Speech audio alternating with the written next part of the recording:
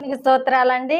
మరి లేఖనాల్లో తెలియపరుస్తున్నారు. దుష్టుల ఆలోచన చొప్పున నడవక, పాపుల మార్గమున నిలవక, అపహాస్యకులు కూర్చుండక, యెహోవా ధర్మశాస్త్రమందు ఎవరైతే ఆనందిస్తుంటారో వారి పట్ల దేవుని యొక్క లేఖనాలు నెరవేర్చబడినట్లుగా మరి దేవుడు తెలియపరుస్తున్నాడు.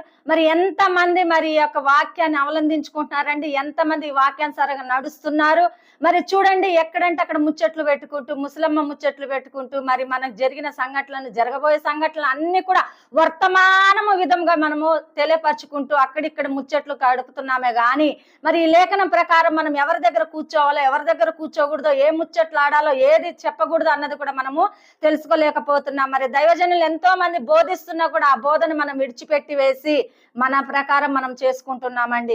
ఎంతమంది మరి ఈ విధంగా ఉంటున్నారు, ఎంతమంది మరి దుష్టుల ఆలోచన చొప్పున నడవక ఉంటున్నారు అన్నది తమకు తామే మరి ఏం చేసుకోవాలా, పరీక్షించుకోవాలా. ఎక్కడ మనం కూర్చుంటున్నాం,